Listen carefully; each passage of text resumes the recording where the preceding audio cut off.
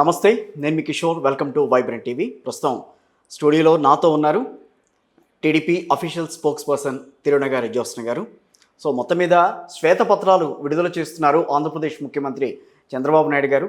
So మొదట పోలవరం, ఆ తర్వాత రాజధాని అమరావతికి సంబంధించి, ఆ తర్వాత ప్రస్తుతం అసలు సహజ వనరులను ఏ రకంగా దుర్వినియోగం చేశారు, అసలు పరిస్థితి ఏంటి, అదేవిధంగా మొన్నటి వరకు ఆయిల్ రిఫైనరీకి సంబంధించి, అదేవిధంగా కొన్ని అంశాలకు సంబంధించి శ్వేతపత్రం విడుదల చేశారు. సో వీటన్నిటి మీద మాట్లాడదాం జ్యోత్స్న గారితో. జ్యోత్స్న గారు నమస్తే. నమస్కారం అండి. శ్వేతపత్రాలు 4 కరెక్టే కదా నేను చెప్పింది? 3 వచ్చాయి. 3 ఆల్రెడీ అయ్యాయి. ఇవాళ 4ది ఈ రోజు రాబోతోంది. అందుకనే పోలవరం, అమరావతి, విద్యుత్ శాఖ ఎస్ కరెక్ట్, విద్యుత్ మీద.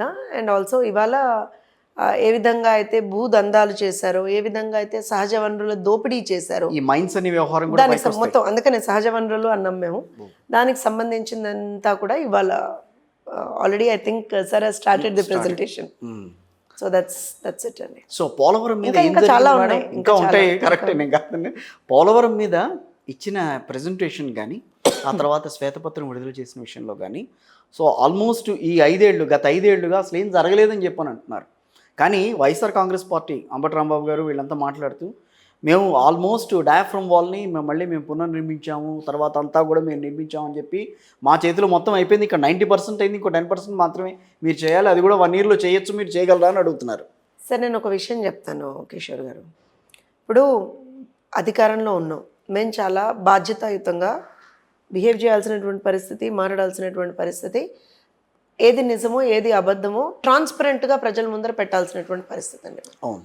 ఎందుకంటే మా చేతుల్లో అంత డేటా ఉన్నప్పుడు, మేము ప్రతిపక్షంలో లేవు. ప్రతిపక్షంలో అంటే మా చేతిలో డేటా ఉండదు. We can just talk about what we have as collected data అంటాం మేము వాటిని. సో ఆ రోజున మీలాంటి జర్నలిస్ట్లో, లేకపోతే ఇంకొకళ్ళు ఎవరైనా ఇదండి పరిస్థితి, ఎవరైనా అధికారులు ఎవరైనా out of the love and affection for the state ఎవరైనా మాట్లాడితే విషయం వేరు. కానీ మేము ఇప్పుడు అధికారంలోకి వచ్చిన తర్వాత డెఫినెట్గా with numbers, with facts, with figures మాట్లాడకపోతే మాత్రం మేము ఖచ్చితంగా తప్పు చేస్తున్న వాళ్ళం అవుతాం. అందుకే మీరు గమనిస్తే పోలవరం విషయానికి వస్తే, సార్ పదవీ ప్రమాణ స్వీకారం చేసిన నాకు తెలిసి 4వ రోజు అనుకుంటాను. అవును, అంతే. 4వ రోజు ఎగ్జాక్ట్గా నేను గ్రౌండ్ లెవెల్ సమీక్షకి వెళ్తున్నాను అన్నారు. అనగానే ఎవ్రీబడి వాజ్ లైక్, అదేంటి ఇప్పుడే కదా తీసుకున్నాడు, అప్పుడే వెళ్ళిపోతానంటాడు, అక్కడ ఏంటి అసలు ఏం చేస్తారు అనుకున్నాం. అక్కడికి వెళ్ళి అసలు what is the situation, ground level, on ground ప్రాక్టికల్గా సిచ్యువేషన్ ఏంటి, ఏది ఎక్కడ ఉంది. Because he was the one who has done all the work. 2014 నుంచి 2019 వరకు ఆల్మోస్ట్ ఒక 72% పని అయింది అని అంటే, ఖచ్చితంగా ఆ రోజున ఎవ్రీ మండే ఏదైతే వెళ్ళి చూడడము రికరెంట్గా, నాకు తెలిసి Kishore garu I think every Monday అండి, that was there. Apart from that 32 సార్లు 33 సార్లు గ్రౌండ్ లెవెల్ సమీక్షలు జరిగాయండి. ఆల్మోస్ట్ 114 సార్లు 109 సార్లు, I have to correct my numbers, అంటే ఆల్మోస్ట్ మోర్ దెన్ 100 times అనుకోండి వర్చువల్ సమీక్షలు జరిగాయి ముఖ్యమంత్రి గారితో. అప్పుడు నేను అనేది పోలవరం బిట్వీన్ 2014 to 19. సో అవన్నీ జరిగినప్పుడు he knows what is what, అసలు ఏ రకంగా ఎక్కడ ఏంటి అనేది చంద్రబాబు నాయుడు గారికి తెలుసు. సో ఆయన ఎప్పుడైతే అధికారం వచ్చిన తర్వాత, గవర్నమెంట్ ఫార్మేషన్ అయిన తర్వాత, ఇమీడియట్గా ఆయన ఈ wanted to go and check what's happening there.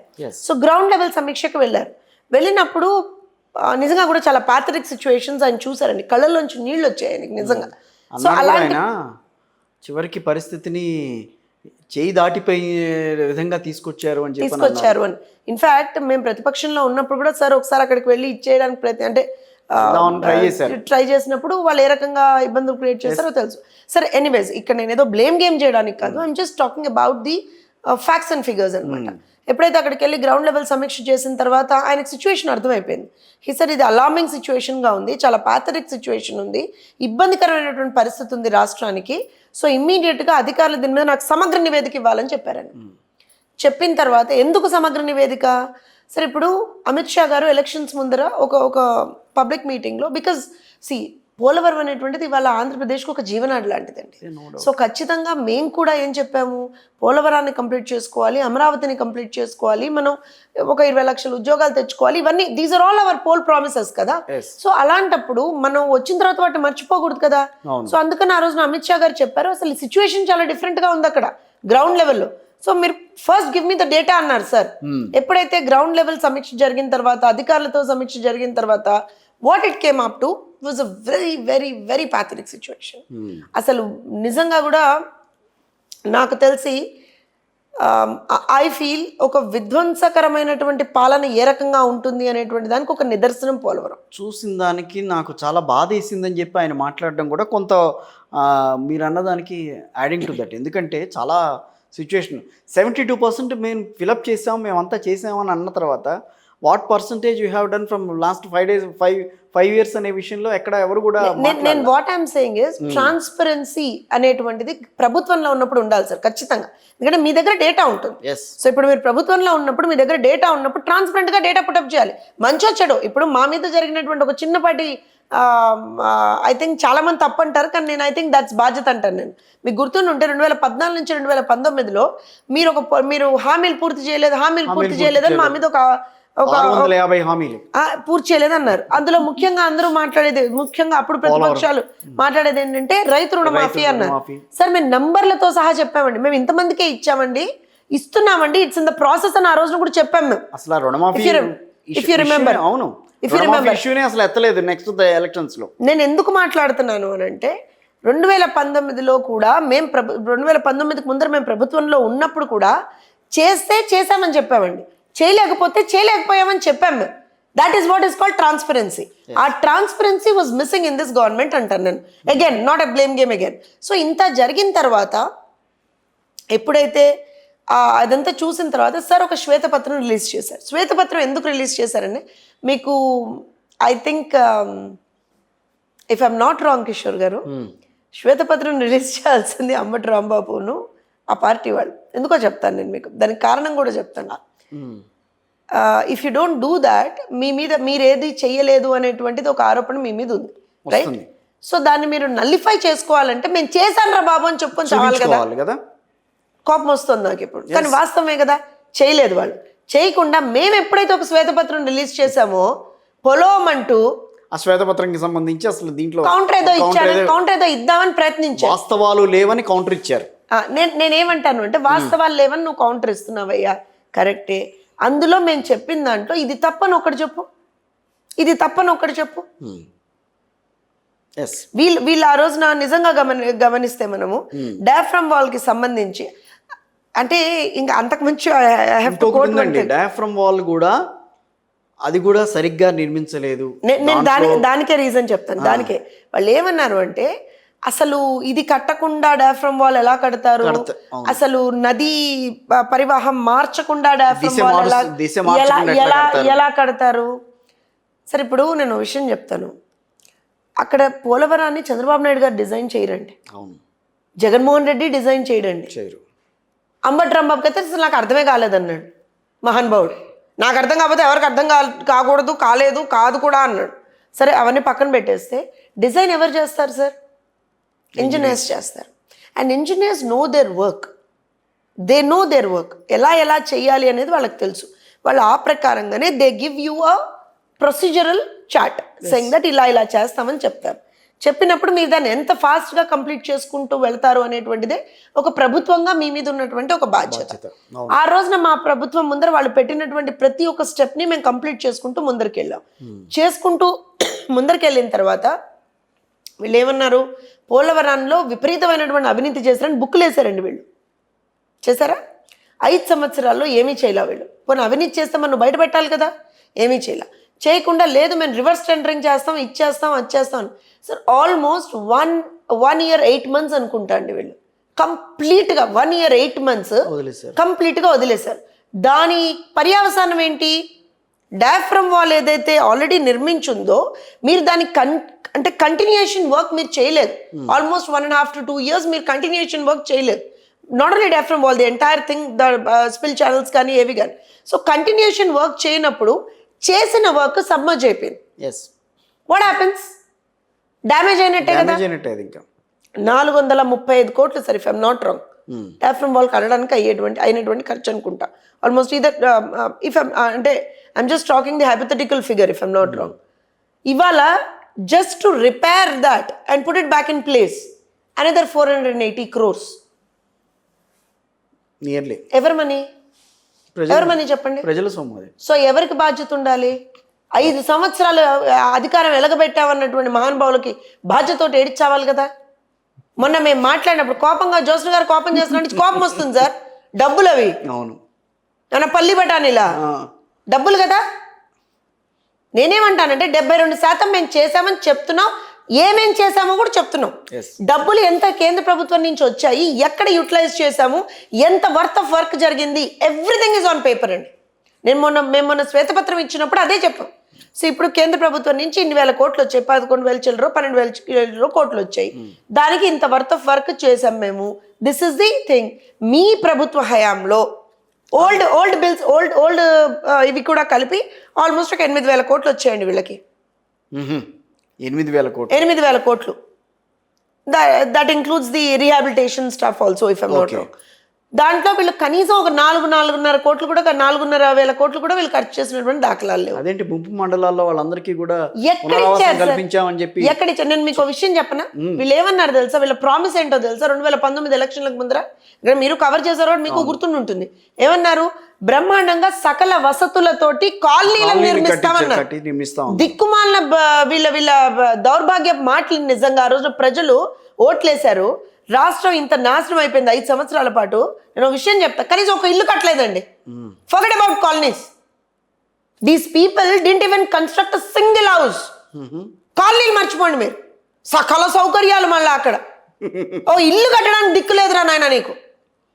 ప్రధానమంత్రి ఆవాస్ యోజన కింద కేంద్ర ప్రభుత్వం నుంచి నిధులు వస్తే దాన్ని కూడా మింగేశారు వీళ్ళు. ఎన్ని ఇల్లు కట్టారు చెప్పండి? ఇల్లు కట్టానన్నాడు. ఇల్లు మొత్తం 5 ఏళ్లలో. సార్ మాట్లాడితే ఇది బికాస్ ఇట్స్ నాట్ అబౌట్ నా ఇంట్లో నీ ఇల్లా నా ఇల్లా అని కాదు, but there are a lot of issues that are being we have to raise those issues. ఇవాళ పోలవరానికి సంబంధించి మేము మాట్లాడితే వాళ్ళకి కోపం వస్తుంది. మీరు శ్వేతపత్రం గురించి మాట్లాడారు. నేను శ్వేతపత్రం మీకు క్లియర్గా చెప్పాను కదా సార్. మా ప్రభుత్వ హయాంలో ఇన్ని డబ్బులు వచ్చాయి, మా ప్రభుత్వ హయాంలో మేము ఇంత ఖర్చు పెట్టాం, ఇంత వర్క్ చేసాం. 72% 72 నుంచి 73% సార్ అది. అవును, ఇన్ బిట్వీన్.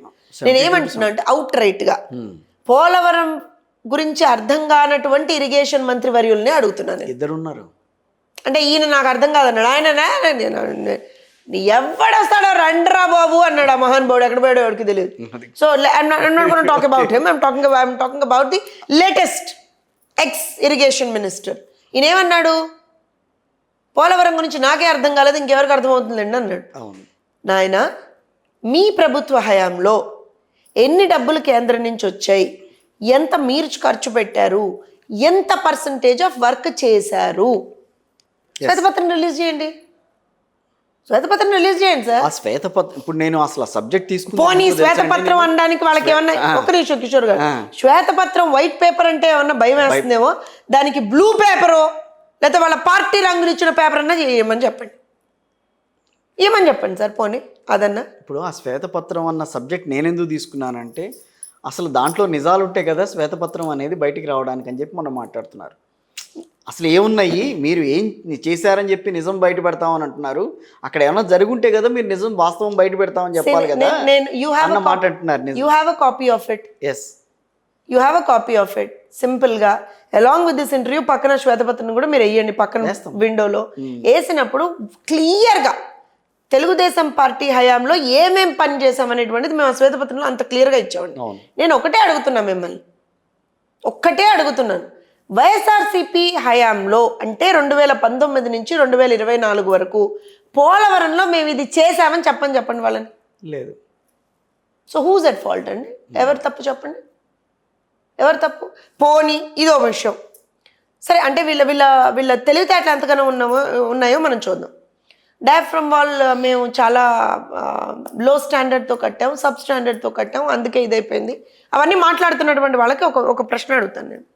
మరి ఏ మొహం పెట్టుకొని నువ్వు, ఎవరు చెప్పారని నువ్వు ఎంత చేసావని పోలవరానికి అసెంబ్లీలో చిటికలు సార్, అసెంబ్లీలో చిటికలేసి ఎప్పుడు వచ్చామన్నది కాదన్నా, బుల్లెట్ దిగిందా లేదా అన్నా, 2021 డిసెంబర్ అన్నా అని ఒకళ్ళు అంటారు, 2022 డిసెంబర్ అని ఒకళ్ళు అంటారు, వచ్చే ఖరీఫ్ అని ఒకళ్ళు అంటారు, వచ్చే రబీ అని ఒకళ్ళు అంటారు. అసలు what they have done in the assembly with Polavaram sir.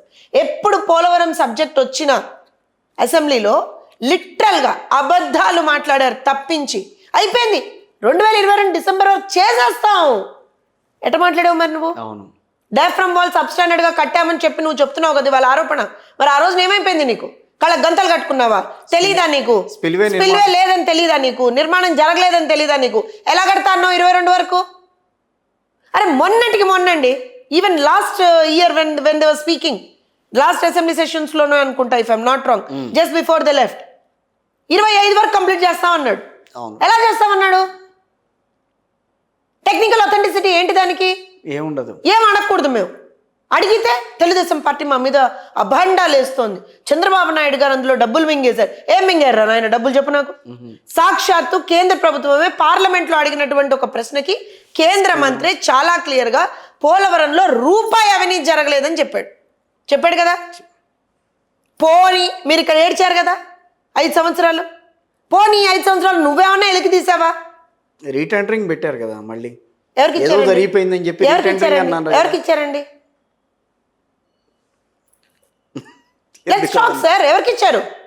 నువ్వు రీటెండరింగ్ పెట్టావు, ఏం బాగుకున్నావు? రీటెండరింగ్ లో ఏం చేసావు? రాష్ట్రానికి ఎన్ని వేల కోట్లు నువ్వు ఆదాయం చేసావు? మాట్లాడదామా? ఇదేది మాట్లాడు. పులిని చూసి నక్క వాతలు పెట్టుకున్నట్టుగా చంద్రబాబు నాయుడు గారి కంటే he is a good administrator. He knows how to do work. ఆయన ఏంటి ఒక ప్రెజెంటేషన్ వేసి చాలా క్లియర్ గా this is what it is అని చెప్పి ప్యూర్ గా మాట్లాడగలుగుతారు.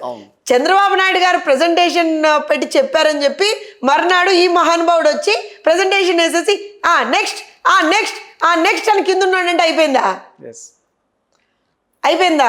పోనీ అందులో మీకు ఇంకో విషయం చెప్తాను చూడండి.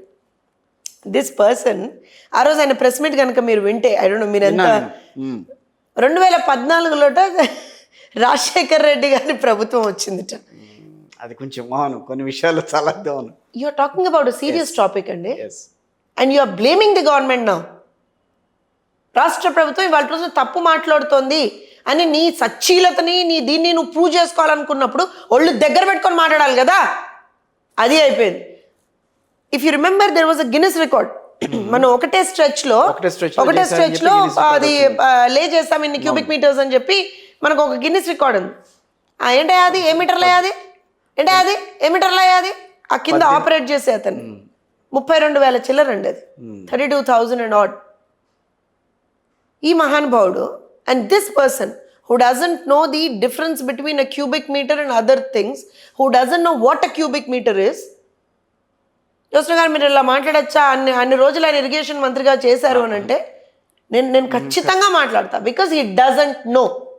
కాబట్టి పక్కన పెట్టారు వాళ్ళందరూ. మరి అంతే కదా. సో ఇవాళ నేను ఏం మాట్లాడతానంటే, ఏమీ తెలియకుండా కూర్చొని అక్కడ ఏదో నేను మాట్లాడేస్తానంటే తప్పు సార్. నేను ఒకటి మళ్ళీ చెప్తాను కిషోర్ గారు, ఇక్కడ మేమేం బ్లేమ్ గేమ్ చేయడానికి లేవు. నువ్వు తప్పు చేసావు, అనుభవిస్తున్నావు, కానీ ఇంత దారుణంగా విధ్వంసం చేయడం అనేటువంటిది తప్పు. ప్రజల మీద కక్ష కట్టాడండి జగన్మోహన్ రెడ్డి. ఎందుకు కట్టాడో నాకు తెలియదు. ఎట్లా మరి ఇది కక్ష కాకపోతే ఏంటి? ప్రజల డబ్బుని నాశనం చేస్తున్నాడు అంటే కక్ష కాకపోతే ఏంటండి? అదేంటి, బోల్డంత మంది 2,56,000 మంది లబ్ధిదారులు ఉన్నారు. ఎవరండి? వాళ్ళంతా కూడా ఆయన పథకాలని అనుభవించిన వాళ్ళంతా. సార్ నేను ఒక విషయం నేను ఒక విషయం చెప్తాను. పథకాలు నేను I be very shrewd when I say this, నచ్చినా నచ్చకపోయినా. పథకాలు ఏమన్నా జగన్మోహన్ రెడ్డి జేబులోంచి ఇస్తున్నాడా? లేకపోతే భారతీరెడ్డి ఏమన్నా ఆవిడకి సంబంధించిన సాక్షి పేపర్ ప్రాఫిట్సో, లేకపోతే అప్పుడు ప్రాఫిట్స్, ఇప్పుడు ఏం లేదులేండి, అప్పుడు బలవంతంగా అందరి చేత కొనిపించారు కాబట్టి ప్రాఫిట్స్ వచ్చి ఉండొచ్చు. లేదా భారతీయ సిమెంట్స్ ప్రాఫిట్స్ ఏమన్నా లోంచి ఇస్తున్నారా? లేదా ఎలాంక ప్యాలెన్స్ ఏమన్నా అమ్మిస్తున్నాడా? లేదా లండన్లో కొత్త కొట్టుకున్న ప్యాలెస్ ఏమన్నా అమ్మిస్తున్నాడా? ఏం అమ్మిస్తున్నాడండి? ఎవరి మీద ఏమన్నా ఫేవర్ చేస్తున్నాడా?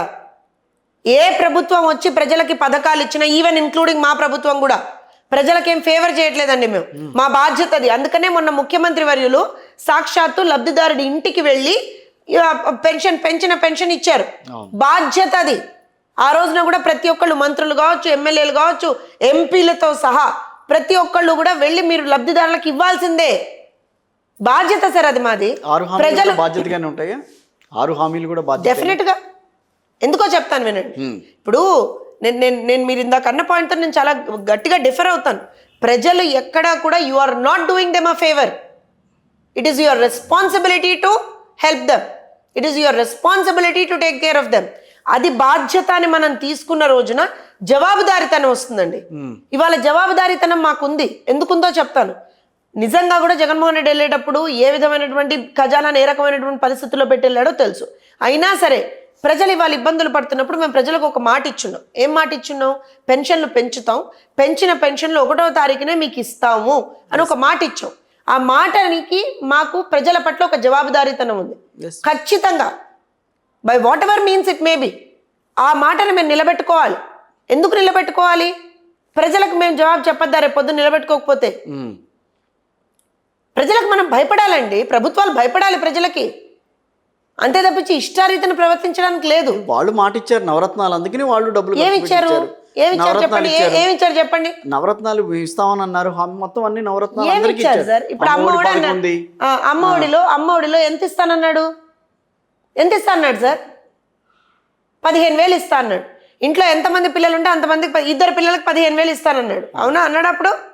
భారతిరెడ్డి గారు కూడా ఆ పులివెందుల్లో ప్రతి దగ్గర తిరిగిన చోటల్లా జగనన్న వచ్చాడు, ఇస్తాడు, రేపు పొద్దున మీ అన్న ఉండాడు కదా, ఇస్తాడు కదా నందిగా. తర్వాత భారతిరెడ్డి గారు కనపడలేదు, ఎవరు కనపడలేదు. 15,000 ఇస్తానన్నటువంటి వ్యక్తి 2 పిల్లలకి 15,000 చొప్పున 30,000 ఇస్తానన్నటువంటి వ్యక్తి లేదు, తర్వాత ఒక్కటే పిల్లాడికి ఇస్తాము, అది కూడా 15,000 కాదు 13,000. ఎందుకు 2,000 కట్ చేస్తున్నావు అంటే స్కూల్స్ ఏదేంటిది టాయిలెట్లు కడగడానికి, టాయిలెట్లు. నాడు నేడు దేనికి పెట్టావు? మరి దేనికి పెట్టావు నాడు నేడు?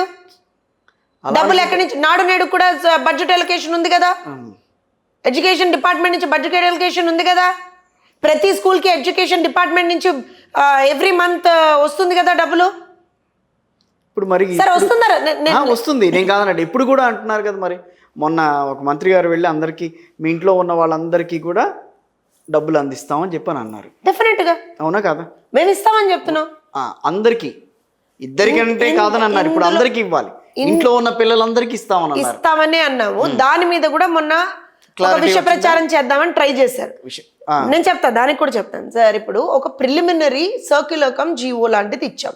ఎందుకు? Because now it is the academic year starting. ఎక్కడి నుంచి వస్తాయి మేడం? ఓకే, వాళ్ళు మీరు హామీని ఓకే అమలు చేస్తారంటారు, నేను కాదను సార్. ఇప్పుడు 15,000 ఒక ఐదుగురు ఉన్నారు ఇంట్లో, తల్లికి వందనం పేరు మీద 5గురికి ఇవ్వాలి 75,000 ఇవ్వాలి, 75,000 ఇవ్వాలి. ఇచ్చేస్తారా? ఇవ్వాలి, తప్పదు, ఇవ్వాలి. ఇచ్చేస్తారా అంటే ప్రజలు ఇబ్బందులు పడుతున్నప్పుడు మనం ఆదుకోవద్దండి. ఎక్కడి నుంచి ఇస్తారు? ఖచ్చితంగా రాష్ట్ర ఖజానా నుంచే ఇస్తాం. ఎట్లా ఇస్తారు మేడం అని అంటే నేను దానికి కూడా ఆన్సర్ చెప్తాను. ఇప్పుడు జగన్మోహన్ రెడ్డి గారు ఉన్నప్పుడు ఏం చేశారండి?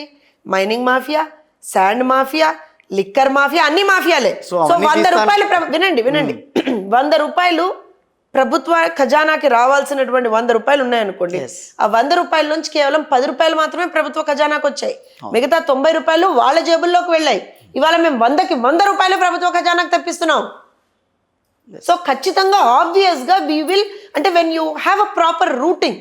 అండ్ ఆల్సో ఇంకోటి, చాలా మంది అంటారు ఇన్వెస్ట్మెంట్స్ అంటారు. ఇన్వెస్ట్మెంట్స్ ఇవాళ రాగానే రేపు పొద్దున అంటే అవి రావడానికి టైం పడతాయి కదండి. ఇన్వెస్ట్మెంట్స్ అనే ఉద్దేశం ఎలా ఉంటుందంటే, you also know it very clearly Kishore గారు, when a company starts investing in a particular state, rotation of money అనేటువంటి జరుగుతుంటుందండి. ఇట్స్ నాట్ దట్ ఇవాళ ఇమ్మీడియట్ గా కంపెనీ తోటి మనకి ఏదో బ్రహ్మాండమైనటువంటి వచ్చేస్తుందని. Rotation of money starts. ఎప్పుడైతే రొటేషన్ ఆఫ్ మనీ స్టార్ట్ అవుతుందో ఆబ్వియస్ గా financial situation in the state improves. ఇప్పుడు ఏమవుతుందంటే అండి, మీరు గమనించండి, చిన్న ఎగ్జాంపుల్ చెప్తాను నేను మీకు. అమరావతిని గత 5 సంవత్సరాలుగా వీళ్ళు లిటరల్గా ఒక బీడు లాగా చేస్తారు, అసలు ఏమీ ఉండకుండా అలాంటిది చేశారు. ఇవాళ ఏం జరిగింది? పోనీ నువ్వు ఇంకా అది కాదని ఇంకెక్కడన్నా చేసావంటే అది చేసేది తెలివితేటలేవు నీకు. నువ్వు చెప్పిన 3 రాజధానుల్లో ఒక రాజధాని అమరావతి కూడా. మరి రైట్, లెజిస్లేటివ్ క్యాపిటల్ అన్నావు. మరి లెజిస్లేటివ్ క్యాపిటల్ అన్నప్పుడు ఎమ్మెల్యేసీస్ కి సంబంధించినటువంటి అపార్ట్మెంట్ కాంప్లెక్స్ లను ఎందుకు నువ్వు మురగబెట్టావు? నీళ్ళల్లో ఎందుకు సబ్మర్జ్ చేసి పెట్టావు? నీ దుర్మార్గం అక్కడ అర్థమవుతుంది కదా. సో నేనేమంటానంటే, ఇవాళ రోజున మేము వచ్చిన తర్వాత పరిస్థితి చెప్తున్నాను, రాకముందర నో డెవలప్మెంట్ ఎనీవేర్. రోడ్లు కూడా పాడైపోయినాయండి, రోడ్లు తవ్వేసుకుని వెళ్ళిపోయారు సార్, దౌర్భాగ్యం, తవ్వేసుకుని వెళ్ళిపోయారు. అక్కడ విట్, SRM లాంటి బ్రహ్మాండమైనటువంటి ఇన్స్టిట్యూషన్స్ వస్తే, బికాస్ మా చాలా మంది పిల్లలు అక్కడ చదువుతున్నారు.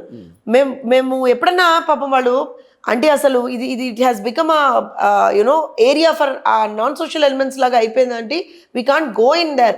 రాత్రి అయితే చాలా ఇబ్బందికరమైనటువంటి పరిస్థితులు ఉండేవి. అసలు సీడ్ యాక్సెస్ రోడ్ ఎలా ఉంటుందండి? ఇవాళ once we come back you look at the confidence that the government gives in investors అండి. ఇవాళ నేను ఒక చిన్న ఎగ్జాంపుల్ ఎందుకు చెప్తానన్నానంటే, ఇవాళ ఏం జరుగుతుంది, అమరావతిలో మేము వచ్చిన తర్వాత శ్వేతపత్రం రిలీజ్ చేయడానికి ముందర గ్రౌండ్ లెవెల్ సమీక్షలు జరిగాయి, అధికారుల సమీక్షలు జరిగాయి. ఎస్, ఏమన్నా కానీ అమరావతి కన్స్ట్రక్ట్ చేయాలంతే అనేటువంటి ఎట్లన్నా చేసి కన్స్ట్రక్ట్ చేసుకుందాం మనం, కేంద్ర ప్రభుత్వ సపోర్ట్ కూడా అడిగాం, అన్నీ జరుగుతున్నాయి. ఇమ్మీడియట్గా ఏమైంది తెలుసా, ఆల్రెడీ అక్కడ కొన్ని కేంద్ర ప్రభుత్వ సంస్థలకి మనం ఇది వరకు ల్యాండ్ ఇచ్చున్నాం. ఈ మహానుభావుడు దాన్ని హోల్డ్ చేశాడు, జగన్మోహన్ రెడ్డి దాన్ని హోల్డ్ చేశాడు. ఇప్పుడు నేషనల్ ఇన్స్టిట్యూట్ ఆఫ్ డిజైన్ ఉందండి, హోల్డ్ అయిపోయింది. అది హోల్డ్ అయిపోయింది. మొన్న వాళ్ళు ఏం చేశారు, వచ్చారు టకటక్ కడుతూనే ఉన్నారండి వాళ్ళు. XLRI ఉంది, అప్పుడు మేము ఉన్నప్పుడు XLRIకి we allocated land, one of the top notch institution అది.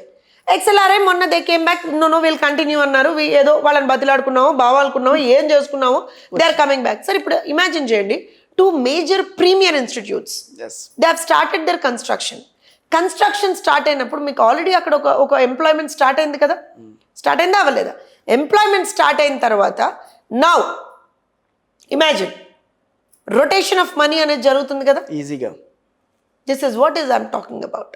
సో నేను ఏమంటున్నా అంటే there is something called a developmental phase అనేటువంటిది ఈ రకంగా స్టార్ట్ అవుతుంది. నౌ ఇమాజిన్ యూ హ్యావ్ అక్కడ ఎంప్లాయ్మెంట్ జనరేషన్ స్టార్ట్ అయింది, కన్స్ట్రక్షన్ ఫీల్డ్లో ఎంప్లాయ్మెంట్ జనరేషన్ స్టార్ట్ అయింది. ఇక్కడ మీరు ఇంకో విషయం గమనించాలి, అప్పుడు ఉచిత ఇసుక అనేటువంటి ఒక పథకాన్ని మేము 2016లో తీసుకొస్తే, 2019 16లోనో 17లోనో మేము తీసుకొస్తే 17లో తీసుకొస్తే 2019లో ఈ మహానుభావుడు దాన్ని స్క్రాప్ చేస్తాడు. చేసేసిన తర్వాత ఇసుక బంగారం అయిపోయింది. మొన్న మళ్ళీ మేము roll back to our original free ఇసుక పాలసీకి వెళ్ళిపోయాం. అదే ఇసుక పాలసీ ఫ్రీ అని అంటేనే కొంచెం చాలా అందరికి ఊరికినే తీసుకొచ్చి ఇచ్చేస్తారా అని అనుకున్నారు. దాంట్లో దాని కొట్టుకుంది నామ్స్ అని ఉంటే విషయం అది ప్రతిపక్షం మర్చిపోయింది, అధికార పక్షంలో ఉన్న వాళ్ళు కూడా కరెక్ట్ గా చెప్పడంలో కొంచెం నేను ఐ టెల్ యూ అండి ప్రజలు క్లారిటీతో ఉన్నారండి, ప్రజలు ఉన్నారు. నేను చెప్తాను, అధికార పక్షం అంటే ఉచిత ఇసుక అంటే ఎవరైనా సరే మెడకాయ మీద తలకాయ, ఒక నిమిషం సార్, ఇంటి దగ్గరికి వచ్చి వేస్తాడు. మెడకాయ మీద తలకాయ ఉన్నాడు ఎవరికన్నా ఏం అర్థమవుతుంది, ఉచిత మీరు ఇసుక మీరు కొనకాలేదు, వాట్ ఎవర్ అది charges to either transport are what anyways మనం పెట్టుకోవాలి అనుకుంటాం. ఆ మాత్రం కూడా బుర్రలేని వాళ్ళు ఉన్నారని మాకేం తెలుసు సార్, మీరు మేం క్లారిటీ ఇవ్వలేదంటే అంత పనికి వాళ్ళ దమ్ములు ఉన్నారని నాకు తెలియదండి, నిజంగా వాస్తవాన్ని నాకు తెలియదు. తర్వాత ఎప్పుడైతే ఈ రచ్చబిల్ స్టార్ట్ చేసిన తర్వాత నేను దాని మీద క్లారిటీ ఇచ్చా. క్లారిటీ ఇచ్చినప్పుడు మా వాళ్ళు ఏమన్నారు తెలుసా, చాలా మంది, మేడం ఒక పని చేయండి మేడం, మీరు వీళ్ళకి ట్యూషన్లు తీసుకోండి మేడం, చచ్చిపోతున్నాం మేడం వీళ్ళకు ఉన్నటువంటి ఈ సగం బుర్రలతో మేము అంటున్నారు. అలా ఉంది పరిస్థితి. జీవో చదవడం రాదండి వీళ్ళకి. ఇప్పుడు తల్లికి వందనం జీవో కూడా, ఆ జీవోలో ఎక్కడ కూడా సింగిల్ చైల్డ్కి ఇస్తున్నామని లేదండి. ఇమాజిన్ అంటే ఎందుకు ఒక నిస్సిగ్గుగా వీళ్ళు ఎలా అబద్ధాలని ప్రచారం చేస్తారనే విషయం మీద నేను మాట్లాడుతున్నా. ఉచిత ఇసుక పాలసీ అనేటువంటి దాని మీద డెఫినెట్గా యూ హ్యావ్ టు, మీరు ఇసుక రీచ్కి వెళ్ళి మీరు ఇసుక తీసుకోవచ్చు, nobody is gonna stop you. Jaganmohan Reddy కూడా ఎడ్ల బండి వేసుకుని వెళ్ళి తెచ్చుకోవచ్చు, లేదా ట్రాక్టర్నే వేసుకెళ్ళి తెచ్చుకోవచ్చు, ఎవరేం కాదంట్లా జగన్మోహన్ రెడ్డిని కూడా. కానీ మీరు డిపో వరకు వచ్చి తీసుకోవాలంటే మాత్రం loading charges plus transport charges అయితే మీరు పే చేసుకోవాలి. ఎందుకంటే అన్ని చోట్ల రిజిస్టర్లు ఉండవు కాబట్టి కొన్ని చోట్ల you have depots to store that. So అట్లాంటి పరిస్థితులు ఉంటాయి కదా. ఇది కూడా తెలియకుండా వీళ్ళు 5 సంవత్సరాల ప్రభుత్వంలో ఉన్నారండి. అంటే వాళ్ళ తెలివితేటలు ఎంత గొప్పగా ఉన్నాయో చూడండి. నేను మొన్న ఇదే అన్నాను, అందుకనే I think you have watch that video of mine also. నేను అందుకే అన్నాను, అరే నాయన మీకు రాకపోతే చెప్పండి రా బాబు, కూర్చోబెట్టి ఇంగ్లీష్ నేర్పిస్తాం, తెలుగు కూడా రాకపోతే తెలుగు అన్నా నేర్పిస్తాం, ట్యూషన్ చెప్తా. పోనీ నేను టీచర్నే కదండి, ట్యూషన్ అన్నా చెప్తా. రోజుకో 2 గంటలు గంట సేపు ఆ భారతిరెడ్డి గారికి, ఎందుకంటే ఆవిడగా ఆ పేపర్ను ఆ ఛానల్ నడిపేది, ఆవిడకి ఆ జగన్మోహన్ రెడ్డి కన్నా చెప్తాను. ఎందుకంటే it is becoming day in and day out you are playing with the I think ప్రజల యొక్క వాళ్ళకి సంబంధించినటువంటి ఆస్పెక్ట్స్ తోటి వీళ్ళు ప్లే చేస్తున్నారండి. అది తప్పు కదా. నేను అనేది అది. ఇప్పుడు నిజంగా కూడా ఇప్పుడు పోనీ ఆ జీవో 5 పేజీలు జీవో సార్, అది నా దగ్గర కూడా ఉంది, మీ దగ్గర కూడా ఉంది కదా. పోనీ ఆ జీవో చదివాడా జగన్మోహన్ రెడ్డి అని అంటే it's a very lengthy GO, I can't read it అన్నాడే. ఆనెస్ట్లీ జీవో చదివితే అర్థం కాదండి అందులో. మీరు చదివారు కదా, మీకు అర్థం కాలేదా? సింపుల్గా ఉంది అది. విధి విధానాలు తర్వాత వస్తాయి దానికి సంబంధించి. బట్ ఈ ఫ్లాగ్షిప్ ప్రోగ్రామ్స్ మేము తీసుకుంటున్నాం. ఏ చైల్డ్ కూడా ఎడ్యుకేషన్కి దూరం కాకూడదు. ఇంట్లో ఉన్నటువంటి ప్రతి ఒక్క పిల్లవాడికి చిల్డ్రన్ చాలా క్లియర్ గా ఉందండి అందులో. చిల్డ్రన్ అనే చైల్డ్ కి, చిల్డ్రన్ కి, సింగులర్ కి, ప్లూరల్ కి తేడా తెలియనటువంటి వాళ్ళు 5 సంవత్సరాలు అధికారంలో ఉన్నారు సార్. అమ్మో 5 సంవత్సరాలు. ఇమాజిన్ మీరు ఆలోచన చేయండి, రాష్ట్రం ఎంత నష్టపోయి ఉంటుందో ఆలోచన చేయండి. మేము చెప్తేనేమో అర్థం కాలేదేమో. జర్నలిస్టులు చాలా మంది కూడా అమ్మో తెలుగుదేశం పార్టీ ఏంటి ఊరికి జగన్మోహన్ రెడ్డిని ఏదో అంటున్నారంటే ఇది పరిస్థితి. ఒక్కరికే వందనం, ఎగనామం, ఇవన్నీ పెద్ద పెద్ద బ్యానర్ ఐటెంలో, మళ్ళీ దాని మీద దిక్కుమాల చర్చలు, వీళ్ళు వాళ్ళ దిక్కుమాల ఛాలెంజ్లో. ఆ మాట్లాడే వాళ్ళకన్నా కనీసం వాళ్ళకి చదువు రాదా, లేకపోతే ఆ యాంకర్లకి చదువు రాదా, ఏం కాదో నాకు అర్థం కాలేదండి. ఇవాళ ఎందుకు అంటున్నానంటే sir there is a limit sir. దేనికైనా ఒక లిమిట్ ఉండాలి Kishore garu. If you cross the limit you are going to spoil the lives of people. ఇవాళ వీళ్ళు అదే చేశారు. మీరు గమనించండి కిషోర్ గారు, వీళ్ళు ప్రభుత్వంలోకి వచ్చిన రోజు నుంచి ఇవాల్టి వరకు కూడా, అంటే till now I'm telling you, అంటే ప్రజావేదిక కూల్చివేత దగ్గర నుంచి స్టార్ట్ చేస్తే ప్రతిదీ విధ్వంసమే. ఇవాళ నేను కొన్ని ప్రశ్నలు అడిగితే జగన్మోహన్ రెడ్డి నిజంగా కూడా సమాధానం చెప్పలేనటువంటి పరిస్థితి. 5 సంవత్సరాల నీ పాలనలో పేదవాడికి ఒక్క ఇల్లు, ఏవైతే మేము కట్టినటువంటి ఇల్లు, టిడ్కో ఇళ్ల పేరున మేము కట్టినటువంటి ఇల్లు, కనీసం ఒక ఇల్లు ఇవ్వలేకపోయాడు. ఎందుకు ఇవ్వలేకపోయాడండి? అవేం పాపం చేశాయి చెప్పండి? పేదవాడికి పట్టెడు అన్నం పెట్టి అన్నా క్యాంటీన్లు ఎందుకు మూసేశాడు? అరే పేదలకి పెన్షన్లు పెంచుతా అని చెప్పి హామీ ఇచ్చి వచ్చాడు, పెంచుకుంటూ పోతా అన్నాడు. ఎప్పుడు పెంచుకుంటూ పోయాడు? ఎన్నికలకు ఒక 2 నెలల ముందరా? 2 నెలల ముందరేగా. అవును అంతే కదా. What you think? ప్రతిదీ అబద్ధమేగా ఇవాళ రోజున. సిపిఎస్ రద్దు దగ్గర నుంచి, ప్రత్యేక హోదా దగ్గర నుంచి ప్రతిదీ, ఎవ్రీథింగ్.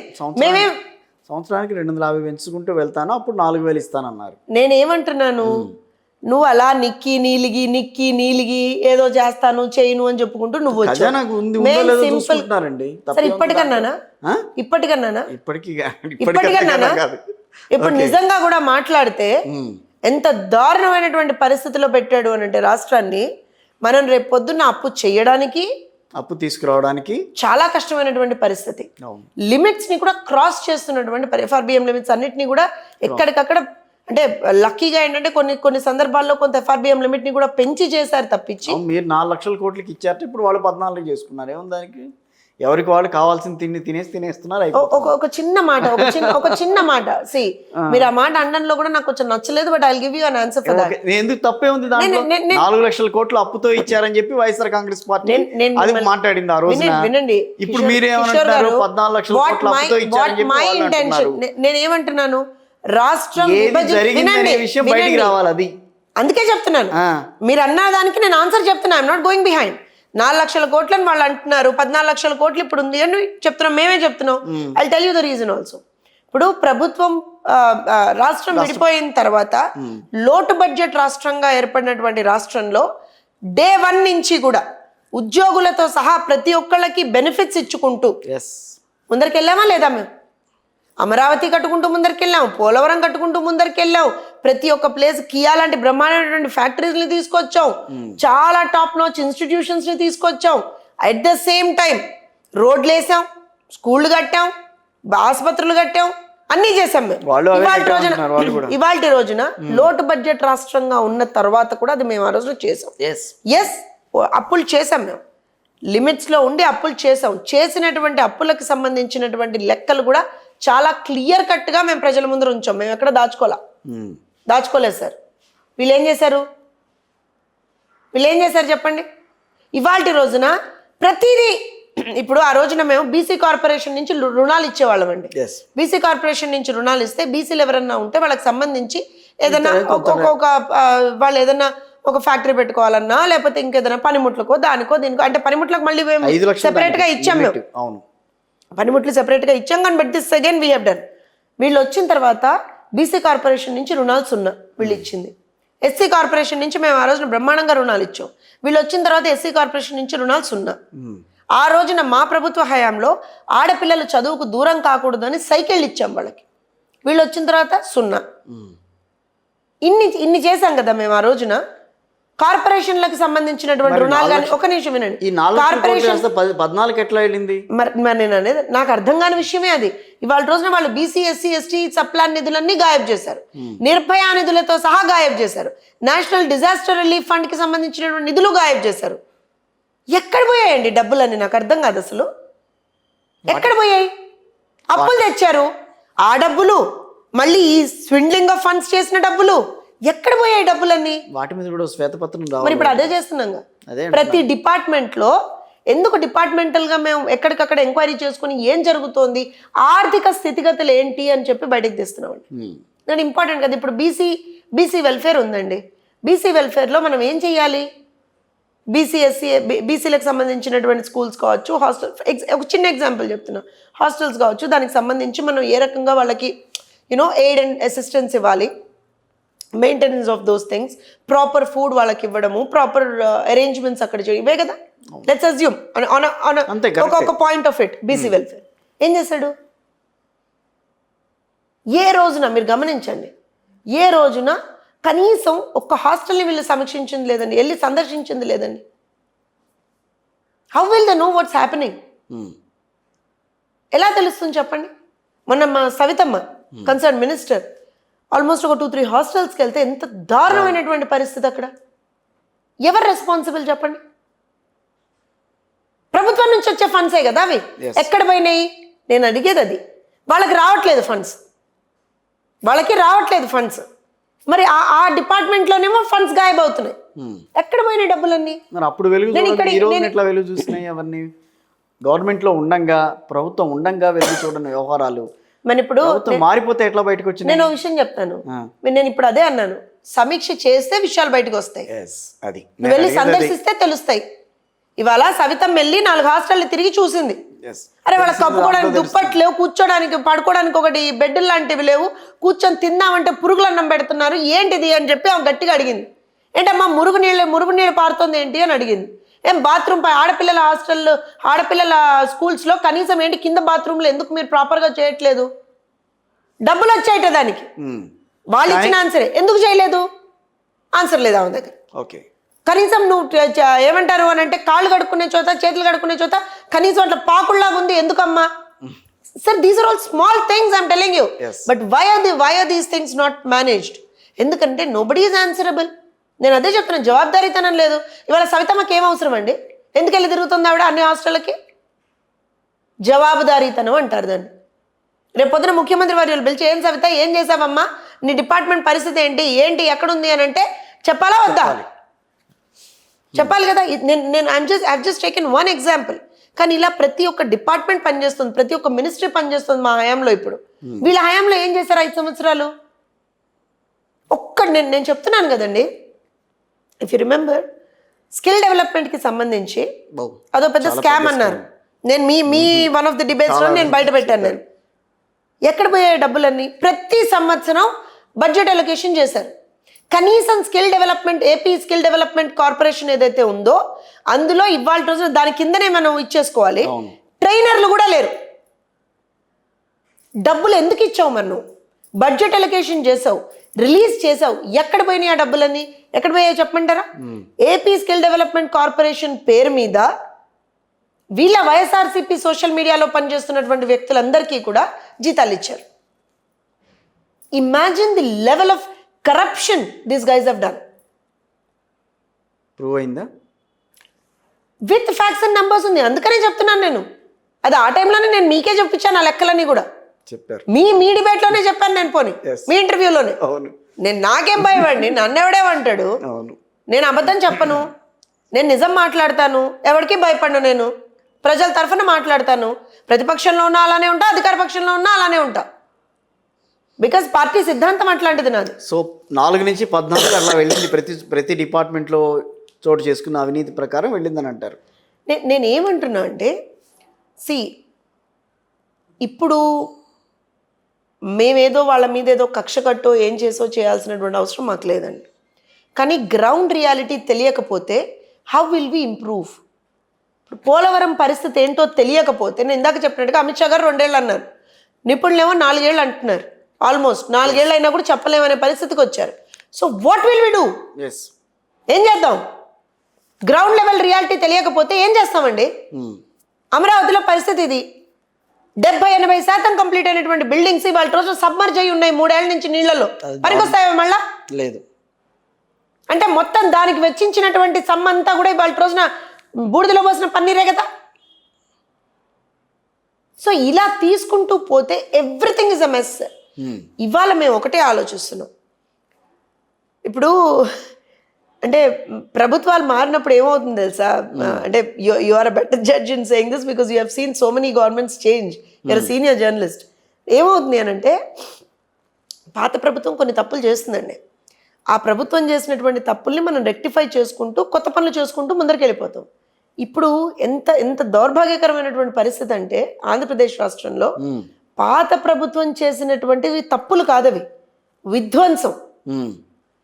మీరు ఇమాజిన్ చేయండి, తప్పులకి విధ్వంసానికి చాలా డిఫరెన్స్ ఉంటుంది. సారీ ఫర్ ఇంటరప్టింగ్, ఒక్కసారి చెప్తాను. ప్రస్తుతం ఏది మనం అనుకున్నాం సహజ వనరుల దోపిడీ ఏ రకంగా జరిగిందనే విషయం మీద రామానాయుడు స్టూడియోలో వాటా కొట్టేశారు. ఓల్డేజ్ హోమ్ భూములను కూడా వదలకుండా మొత్తం కొట్టేశారు. ప్రభుత్వ భూములను కూడా ఇష్టారాజ్యంగా దోచేశారు. ప్రస్తుతం ఆయన కూడా ఇప్పుడు ముఖ్యమంత్రి గారు మాజీ ఎంపీ ఎంవివి అనేక భూ అక్రమాలకు పాల్పడ్డారు. దాంట్లో కొన్ని పాయింట్లు చెప్తున్నా. 22A పెట్టి తిరుపతి రేణిగుంట మఠం భూములను కొట్టేశారు. సో ఇవన్నీ కూడా ఆయన ప్రస్తుతం ఇప్పుడు ఒక్కొక్క జిల్లా వైజ్గా వస్తూ పవర్ పాయింట్ ప్రజెంటేషన్ ద్వారా ఇస్తున్నారు. హౌసింగ్ కాలనీ ఎక్కడ రావాలో వైసీపీ నాయకులే నిర్ణయించుకుంటున్నారు. సో దానికి సంబంధించి మొత్తం అంతా అంటే ఇవాళ టాపిక్లో ఉన్నాం కాబట్టి నేను దాని గురించి చెప్తున్నాను మీకు. ఇవాళ శ్వేతపత్రం సహజ వనరుల మీద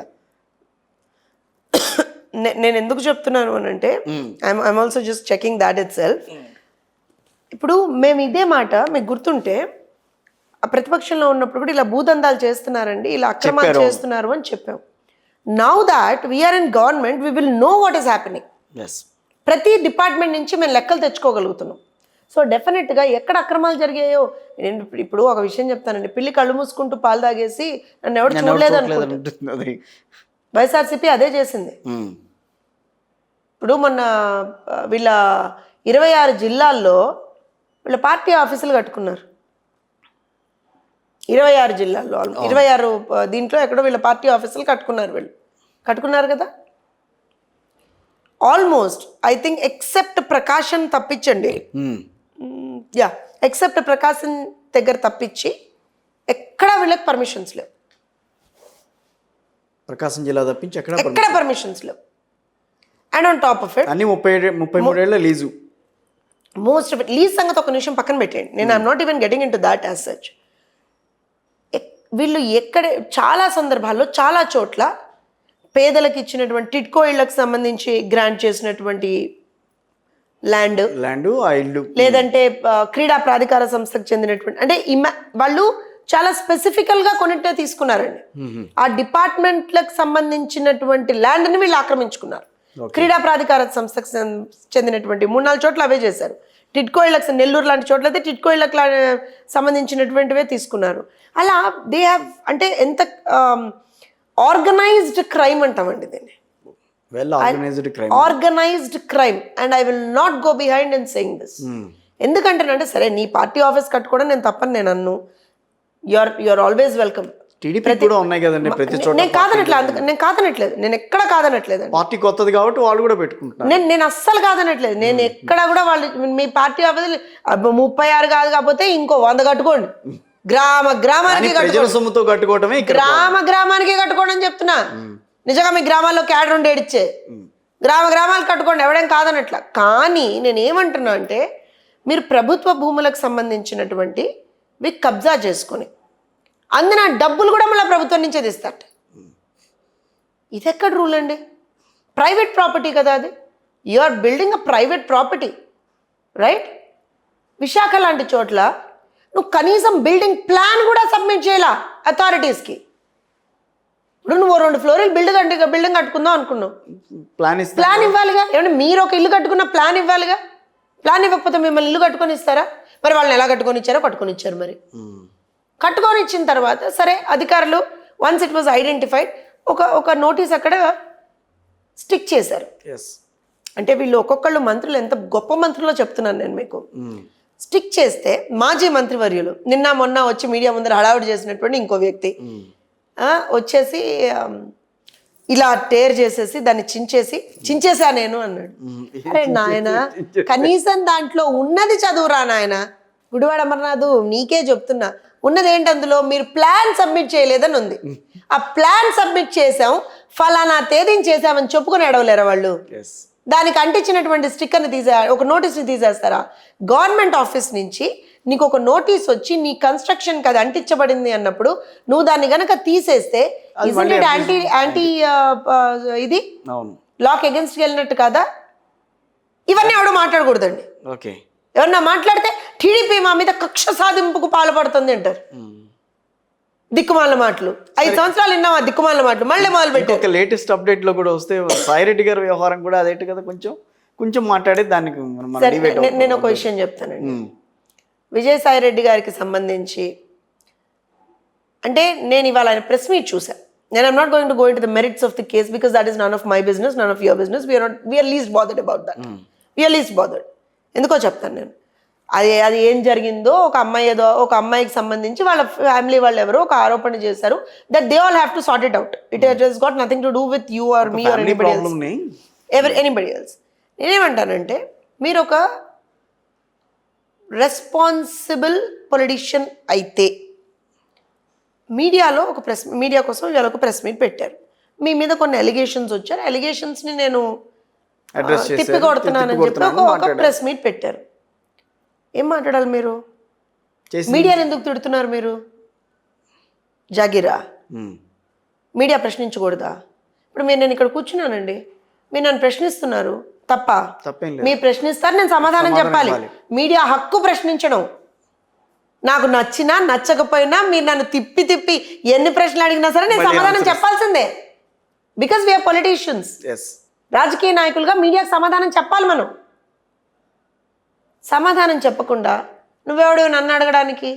అండ్ అందులో కూడా చాలా వల్గర్ లాంగ్వేజ్ యూజ్ చేశారు ఆయన వల్ల. నేను ఐ వాజ్ రియలీ సర్ప్రైజ్డ్. ఎందుకనంటే, అండ్ వన్ మోర్ థింగ్, నిన్న అక్కడ కూర్చోబెట్టి ప్రెస్ మీట్ పెట్టింది దేనికి? అసలు విషయం ఫ్యాక్ట్స్ ఏంటి బయట చెప్తాను. దేనికి? నీ మీద వచ్చిన ఆరోపణలు తప్పు అని చెప్పుకోవాలి నువ్వు, అంతే కదా. దానికి వాడు పెట్టాడు, వీడు వాడు వీడేంటి? జర్నలిస్టుల మీద ఆ మాత్రం గౌరవం ఉండదా? అది వదిలేండి. అక్కడ కూడా కులాన్ని తీసుకొస్తాడండి. దిక్కుమాలతనం కాకపోతే వీళ్ళకి కులాన్ని తీసుకురావడం ఏంటి అక్కడ? కులంతో ఏం సంబంధం అసలు అక్కడ? ఒక ప్రైవేట్ వ్యక్తి ప్రైవేట్ దీంట్లో ఏదో ఒక ఆరోపణ చేశారు. మీరు ఒక రాజ్యసభ సభ్యులు కాబట్టి మీ మీద ఆరోపణ వచ్చినప్పుడు డెఫినెట్గా మీడియా దాన్ని పికప్ చేస్తుంది. మీడియా పికప్ చేసినప్పుడు నాకు సంబంధం లేదురా నాయన, ఈయన ఫైర్ అవ్వాలంటే ఎవరి మీద ఫైర్ అవ్వాలి? ఎవరైతే ఈయన పేరు తీసుకున్నాడో ఆయన మీద ఫైర్ అవ్వాలి. వెళ్ళి చెప్పాడు. ఆయన పేరు కూడా ఎత్తాడు. సార్ మీరు మొత్తం చూడాలి, పేరు కూడా ఎత్తాడు మళ్ళీ ఇక్కడ. నేను ఏమన్నానండి, I'm not talking about one particular person. మీరున్నారు కిషోర్ గారు, మీరు నన్ను ఇప్పుడు కొన్ని ప్రశ్నలు అడుగుతారు, నేను పోయి ఆ కిషోర్ ఏంటి అట్ట మాట్లాడతాడు అని అంటాను బయటికి పోయి. I have no right. Either I answer you or I keep quiet. మీ ఇష్టం, మీరు అడుగుతారు ప్రశ్నలు, మీరు మీడియాలో ఉన్నారు, నేను కాదంటలేదే. కానీ at the same time you are not crossing your limits. మీరు లిమిట్స్ క్రాస్ అవ్వనంత కాలం నాకు ఇబ్బంది లేదు. లిమిట్స్ క్రాస్ అయితే డెఫినెట్గా అయ్యా నువ్వు ఈ లిమిట్స్ క్రాస్ అయ్యావు, సో డెఫినెట్గా నీ మీద నేనేమంటాను, ఆయన డిఫమేషన్లు ఇవి అవి ఏవో మాట్లాడాడు. నాకు అక్కడ ఎక్కడ అంటే కొంచెం ఆఫ్ గార్డే అవుతుండొచ్చు, కానీ ఒక మాట అయితే మాట్లాడతాను. ఏంటది, కేంద్ర ట్రైబల్ కమిషన్కి చెప్తాను, విమెన్ కమిషన్కి చెప్పిస్తాను, హ్యూమన్ రైట్స్కి చెప్పిస్తాను, ఇవన్నీ అన్నారు. Welcome sir. రియల్గా అలాంటి పనే విజయసాయిరెడ్డి చెప్తే షబ్బాష్ అంటాను నేను. నువ్వు చెయ్యి, నేను కాదనట్లా.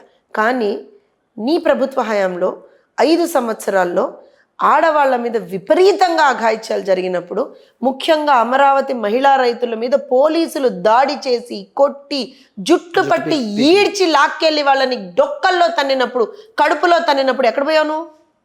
ఎందుకు మాట్లాడాలి? ఆ రోజున ఎస్సీ ఎస్టీ అమ్మాయిల మీద విపరీతంగా దాడులు జరిగాయండి వాళ్ళ టైంలో. దేశవ్యాప్తంగా ఎస్సీల మీద దాడుల్లో ఆంధ్రప్రదేశ్ రాష్ట్రం 5వ స్థానంలో ఉంది. ఆ రోజున 6వ స్థానంలో ఉంది. ఎస్టీల మీద దాడుల్లో 5వ స్థానంలో ఉంది వీళ్ళ ప్రభుత్వ హయాంలో. ఎందుకు ఆ రోజున మాట్లాడలే విజయసాయిరెడ్డి? నీ వరకు మాట్లాడితే మాత్రం నీకు నొప్పి తెలిసిపోయిందా ఇవాళ రోజున? నేను మళ్ళీ అంటున్నా, in the entire press meet he didn't give a clarification on the allegations on him. Clarification లేదు. So I still leave it. అది ఏం జరిగిందో మనకు తెలియదు, మనకు అవసరం కూడా లేదండి. దాంట్లో టీడీపీ ఇన్వాల్వ్మెంట్ అయితే లేదు. ఇంకోటి టీడీపీ అంటే నాకు విషయం గుర్తొచ్చింది. లేదు చెప్తాను. అంటే ఎంత ఎంత ఫ్రస్ట్రేటెడ్ ఉన్నాడు అంటే విజయసాయి రెడ్డి వాళ్ళ రోజున ఒక ఫోటో ఏదో చూపించాడండి ఫోన్లో. చూపించి ఎవరో మా ఇంటి మీదకి వచ్చారు, ఇలా తీసి మా ఇంటి మీదకి వచ్చారు, మా ఇంటి మీదకి వచ్చినప్పుడు ఇట్లా ఒక బైక్ మీద ఒక అతనును ఒక అమ్మాయిని తీసుకొని వచ్చాడు, వాడు ఎక్కడున్నాడు విజయసాయి రెడ్డి అని అడిగాడు. ఈ టీడీపీ వాళ్ళ సంగతి చెప్తాను, వాడు టీడీపీ వచ్చిన వాళ్ళు టీడీపీ అని నువ్వు ఎక్కడ రాసి పెట్టుందా, రాసుందా? సామాజిక వర్గం వ్యవహారం కూడా రాసిందా అంటే ఎక్కడ ఉండదు అది మరి. అండ్ ఇంకోటి లెక్క పెట్టి ఓపెన్గా చెప్పాడండి, సామాజిక వర్గం కమ్మ సామాజిక వర్గాన్ని ఎందుకు, నీకంత కక్ష ఏంటి, నీకంత కోపం ఏంటి, ఒక సామాజిక వర్గం మీద ఏంటి నీ దౌర్జన్యం, ఏంటి నీ దౌర్జన్యం ఒక సామాజిక, నేను ఆ సామాజిక వర్గానికి చెందిన దాన్ని ఏం కాదండి. మళ్ళీ వీళ్ళు ఆ మాట కూడా అంటారు దిక్కుమాలితను, వీళ్ళకి సామాజిక వర్గాలు మతాలు కులాలు ఎప్పుడు దాని మీద ఏడ్చేస్తూ ఉంటారు. నేను అసలు I'm actually aloof from that. I respect my religion, I respect my caste, I respect my family. At the same time, I respect my nature also. మనిషిని నేను, మనిషిగా అందరం ఒకటే. తప్పు చేస్తే తప్పందాం, ఇందులో సామాజిక వర్గాలు తీసుకొచ్చి మాట్లాడడం ఏంటి? యాంకర్లకి సామాజిక వర్గాలు అంటగడుతున్నారు. అరే అవుతుందండి, you are Rajya Sabha member. So డెఫినెట్గా నీ మీద ఒక తీవ్రమైనటువంటి ఆరోపణలు ఒక వ్యక్తి చేసినప్పుడు వస్తాయి ఇట్లాంటివన్నీ. మీడియా డిస్కషన్స్ పెడుతుంది, మీడియా దాని మీద మాట్లాడుతుంది. It is your responsibility to give a clarification. Clarification ఇవ్వకుండా వాళ్ళు ఎదురుదాడు ఎందుకు చేశాడు ఆయన? మీడియా మీద ఎదురుదాడు ఏంటి? నేను అనేది అది మీడియా మీద ఎదురుదాడు ఎందుకు? ఏవో 4 ఛానళ్ళుట ఆ వార్తను తీసుకోనందుకుట వాళ్ళు చాలా మంచోళ్ళుట. అసలు I don't understand the entire logic of the press meet honestly. Correct. So it's left to him. అంటే మరి గుమ్మడికాయ దొంగ అంటే భుజాలు తడుముకుంటున్నాడా, అందుకే అంత చిరాకు పడుతున్నాడా నాకు తెలియదండి. కానీ ఇన్వాల్వ్మెంట్ ఉందంటారా? నాకు తెలియదు sir. I don't want to because that is stupid. Certain things I don't want to comment on that. But yes, ఇవాళ ఇప్పుడు ఈ విషయం కూడా నేను ఎందుకు మాట్లాడాను? Because he's commenting and he's abusing the media there, which I will not tolerate. అది correct. మీడియాని అబ్యూజ్ చేసేటువంటి ఒక అధికారం ఎవరికీ లేదు. నీకు మీడియాలో వచ్చినటువంటి కథనం తప్పనిపిస్తే కంప్లైంట్ చేయి, తప్పులేదు, కంప్లైంట్ చేయి. ఇప్పుడు మీరు నేను నాది ఒక ఇంటర్వ్యూ తీసుకుంటారండి, ఏదైనా మీరు తప్పుడు కథనం ఎక్కడన్నా చేస్తే I have every right to complaint on you, but I can abuse you. Okay. And అక్కడికి వచ్చినటువంటి రిపోర్టర్లని తిట్టడము. So I think he has lost his school. సో ఏదో పాపం టెన్షన్లోనూ అగ్రెషన్లోనే ఉన్నాడు, వదిలేయండి పాపం. అంతేనంటారా? వ్యవహారం ఇంకేం ముందుకెళ్దా? ఇంకా అక్కడి నుంచి ఏమి ఎక్కడికి వెళ్దాం sir? It's something that a father or somebody has to figure it out. ఎవరో ఒక అతను నా భార్య ఇట్లా చేసింది, నా భార్యకి something has conspired, so this is the reason I want some inquiry into it అని అడిగాడు. అది తిరిగి ఈయన మెడకి ఎట్ట చుట్టుకుందో, నేను మెడకి చుట్టుకుందో ఈయన నాకు తెలియదు. And again it's a very I don't think it's of my stature to talk about this. ఎందుకంటాను అని అంటే విజయసాయి రెడ్డి లాంటి వాళ్ళ గురించి నేను చాలా తక్కువగా మాట్లాడతానండి. నాకు తెలిసి నా ఈ 5 ఏళ్ల ప్రస్థానంలో ఎప్పుడు విజయసాయి రెడ్డి గురించి ఎక్కువ మాట్లాడినాను అసలు. 1 or 2 సర్కమ్స్టాన్సెస్ అంతే తప్పించి, because I don't think is worth it. అంటే మనిషి అనే ముఖ్యంగా రాజకీయ నాయకుల్లో కూడా మనం అంటే ఒక్కొక్క ఎథిక్స్, ఒక మారల్స్, ఒక్కొక్క స్టేచర్ ఉండాలండి. అందుకే మీరు గమనించండి, రోజా గురించో లేకపోతే విజయసాయి రెడ్డి గురించో, ఇలాంటి కొంతమంది కొడాలి నాని గురించో, ఇలాంటి కొంతమంది ఏమంటారంటే అద్భుతమైనటువంటి వ్యక్తిత్వాలు కలిగినటువంటి వాళ్ళ గురించి నేను మాట్లాడినట్టు. ఓకే. ఇంకా ఒక సబ్జెక్ట్ గురించి మీతో మాట్లాడదాం అనుకున్నా. 30 రోజుల్లో 30 హామీలు పూర్తి చేశారు అని చెప్పి అని అన్నారు. 30 కార్యక్రమాలు పూర్తి చేశారని చెప్పి. 30 కార్యక్రమాల్లో వన్ ఆఫ్ దట్ రాజధాని అమరావతి పనులు, ల్యాండ్ టైటిలింగ్ యాక్ట్ రద్దు, ప్రభుత్వ ఉద్యోగుల ద్వారా ఇంటి వద్దే పెన్షను, జగన్ బొమ్మతో ఉన్న పాస్ పుస్తకాల స్థానంలో రాజముద్ర పుస్తకాలు. సో చాలా ఉంది, పట్టిసీమ వ్యవహారం కానీ ఇవన్నీ ఉన్నాయి. సో ఇప్పుడు 30 రోజుల్లో 30 కార్యక్రమాలు అయినాయి. ఇంకా చాలా సంవత్సరాల పాటు వెళ్లాల్సి వస్తుంది. ఏ రకంగా నిజంగా ఇవన్నీ చేయగలిగింది ఎట్లా అండి? ఏ రకంగా చేశారని అనుకోవాలి ఇవి? ఇప్పుడు నేను విషయం చెప్తానంటే, ఒకటి చెయ్యాలి అనేటువంటి ఒక నిబద్ధత మనకుంటే, చెయ్యాలి అనేటువంటి ఒక వాట్ షుడ్ ఐ సే, ఒక డిటర్మినేషన్ మనకుంటే ఖచ్చితంగా చేయగలుగుతాం. I tell you why. Because Chandrababu Naidu garu సంక్షోభంలో ఉన్న ప్రతిసారి కూడా అవకాశాలు ఎతుకుతారు. ఆయన సంక్షోభం ఉంది కదా అని కుంగిపోరు, కూర్చోరు. అవకాశం వెతికి ఆ సంక్షోభం నుంచి మనం ఎలా బయటపడాలి అనేది ఆలోచిస్తారు. అండ్ ఈ ఆల్వేస్ టెల్స్ అస్ ఆల్సో, సంక్షోభం ఎప్పుడూ కూడా మనకు కొత్త అవకాశాలను ఇస్తుంది అని చెప్తూ ఉంటారు. సో అలాంటి పరిస్థితుల్లో ఇవాల్టి రోజున నిజంగా రాష్ట్రం ఒక ఆర్థిక సంక్షోభంలో ఉంది, అందులో డౌట్ లేదు. And even I'm not going to ఏదో మసిపూసి మారేడుకాయ చేయాల్సినటువంటి అవసరం లేదండి. ఆర్థికంగా ఇబ్బందుల్లో ఉన్నాం మనం, రాష్ట్రం ఆర్థికంగా ఇబ్బందుల్లో ఉంది. కానీ రాష్ట్రం ఉంది, ప్రజలు ఉన్నారు. సో ప్రజల్ని మనం ఫర్ ఎవ్రీ గవర్నమెంట్ అండి there should be like two way thought process ఉండాలి. ఒకటి షార్ట్ టర్మ్, రెండోది లాంగ్ టర్మ్. అందుకనే దాన్ని సంక్షేమం అభివృద్ధి అని యూజువల్గా అంటూ ఉంటాం మనం. సో ఇప్పుడు మనం నా దగ్గర డబ్బులు లేవు కాబట్టి, ప్రభుత్వ ఖజానాలో డబ్బులు లేవు కాబట్టి నేను ఏం చేయను అంటే వాళ్ళు ఏమైపోతారు? ఊరుకోరు పక్కన పెట్టేయండి. It's always not about their response or reaction. It's about మీరు ప్రభుత్వంలో ఉన్నప్పుడు వాళ్ళని చూసుకోవాల్సిన బాధ్యత మీ మీద ఉంది. కనీస బాధ్యతది, నైతిక బాధ్యత. కరెక్ట్ చెప్పాలంటే బాధ్యత అని అందుకే అంటున్నాను నేను. ఆ పదాన్ని ఇప్పటికి ఒక 1000 సార్లు అన్నా. ఎందుకనంటే బాధ్యత ఉంటే, అది మన బాధ్యత అని మనం అనుకున్న రోజున రెస్పాండ్ అవుతామండి మనం. ఇవాళ చంద్రబాబు నాయుడు గారు అది బాధ్యత అని అనుకున్నారు కాబట్టి ప్రజలు ఇవాళ రోజున 164 మాకు ఇచ్చారు కిషోర్ గారు. It's not a small number. అంటే వాళ్ళు మా మీద ఎంత నమ్మకాన్ని పెట్టుకున్నారో మీరు ఒక్కసారి ఆలోచన చేయండి. ప్రజలు మా మీద పెట్టుకున్నటువంటి నమ్మకాన్ని ఎక్కడా కూడా వమ్ము కాకుండా చూసుకోవాల్సినటువంటి బాధ్యత మా మీద ఉంది.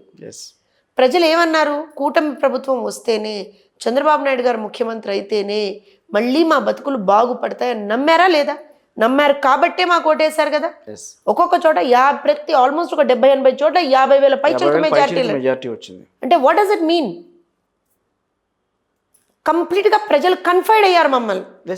అలాంటప్పుడు వాళ్ళని ఎక్కడా కూడా మేము వీ కెనాట్ లీవ్ దెమ్ అండి.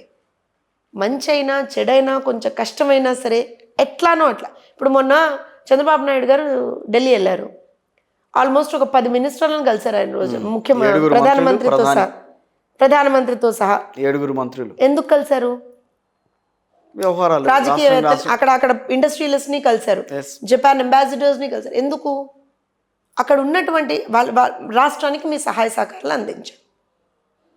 ఆస్ట్రేలియన్ హై కమిషన్తో మాట్లాడుతున్నాం, బ్రిటిష్ హై కమిషనర్తో మాట్లాడుతున్నాం. ఎందుకు చేస్తున్నాం ఇదంతా? Because it is the need of the hour that we have to రాష్ట్రాన్ని ప్రగతి పదంలోకి తీసుకెళ్ళాలి అని అంటే we have to work extra and also we have to take help from others. Central నుంచి తీసుకోవాలి, అన్ని కేంద్ర ప్రభుత్వం కూడా చేయలేదండి. సో డెఫినెట్గా we have to have investors come into the state, we have to have private players come into the state. All చేయాలి మనం. సో అదే మేము ఇవాళ రోజున చేస్తున్నాం. అట్ ద సేమ్ టైం ఇవన్నీ చేస్తూ ప్రజలకు ఇమ్మీడియట్గా అయితే సంక్షేమాన్ని అందించాలి మేము. దాన్ని చేస్తున్నాం. ఎలా చేస్తున్నారు అని అంటే హెర్క్యులైన్ టాస్క్ అది, అయినా చేస్తున్నాం. చంద్రబాబు నాయుడు గారు కాబట్టి చేయగలుగుతున్నాం. నేను చూసాను వాట్సాప్ కాల్తో 25 మంది దివ్యాంగులకి వాళ్ళకి ఇది కల్పించారని అంటే అది కొంచెం లోకేష్ గారు చాలా ఫాస్ట్ గా అంటే నాట్ ఓన్లీ దాట్, మొన్న బీటీ ఉపాధ్యాయులకు సంబంధించి కూడా Hess done that.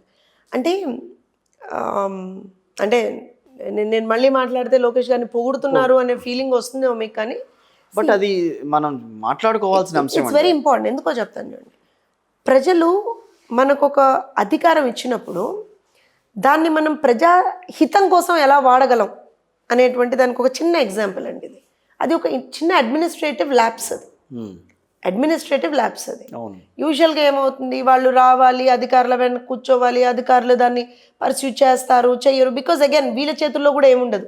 So they have to again come back to అంటే ఒక హిరార్కికల్ ప్రాసెస్ ఉంటుందండి. ఆ హైరార్కికల్ ప్రాసెస్ని కూడా యూజువల్గా ఏమవుతుందంటే హైరార్కికల్ ప్రాసెస్ని కూడా ఒక్కొక్కసారి మనం సర్పాస్ చేసి when you go to the top management level, యూజువల్గా మనం కార్పొరేట్ సెక్టర్లో కూడా చూస్తే ఏమవుతుందంటే మన ఒక డెసిషన్ వచ్చేస్తుంది. These are all policy decisions. So అలాంటి పాలసీ డెసిషన్స్ వచ్చినప్పుడు ఏమవుతుంది అని అంటే ఇమ్మీడియట్గా రియాక్ట్ అవ్వాల్సిన ఇమ్మీడియట్గా బెనిఫిట్ అవుతుంది. ఆఫ్ కోర్స్ బెనిఫిట్ అయింది. సో ఇప్పుడు అది జరిగింది అంటే this is all good governance, responsible governance. ఇప్పుడు నాకేంటి మెసేజ్ చేసేది, నాకు నువ్వు మెసేజ్ చేస్తావా, సరే నాకు మెసేజ్ వచ్చిందిరా చలో బాబు. So good governance and responsible governance అని ఎందుకంటున్నా అంటే ఇప్పుడు లోకేష్ గారికో మెసేజ్ వచ్చింది అనుకోండి, సరే ఇది ఈ మెసేజ్ని అధికారికి ఫార్వర్డ్ చేయండి వాళ్ళు చూసుకుంటారు అని ఈయన కూడా వదిలేదు. How can we do it immediately? Because he knows the value of education, he knows the pain and agony ఆ పేరెంట్స్ గో అయ్యేది, ఆ పిల్లలు అండర్గో అయ్యేది. ఐఐటీలో చదువుతున్న పిల్లలు, నీట్లో చదువుతున్న పిల్లలు అందరూ కూడా ర్యాంకులు వచ్చి ఐఐటీలో నీట్లో అడ్మిషన్స్ వచ్చిన పిల్లలు, చిన్న అడ్మినిస్ట్రేటివ్ ల్యాబ్స్ అండి అది, అంతే కదా, హార్డ్లీ ఒక 10 minutes వర్క్ అది యూజువల్గా మాట్లాడితే. కాకపోతే పాలసీస్ అవి ఉంటాయి కాబట్టి government that's not something that the officials also cannot do it immediately. So కానీ మన దగ్గర అధికారం ఉన్నప్పుడు ఎంత ఫాస్ట్గా ఎంత క్విక్గా మనం రెస్పాండ్ అవ్వగలం ఒక ఇష్యూ మీద అనేది ఎప్పుడైతే మనం చూపిస్తామో దానివల్ల బెనిఫిట్ ఎంతమంది పొందుతారో చూడండి. ఒక పిల్లవాడు అడిగాడు, 25 మందికి లాభం అయింది. కరెక్ట్.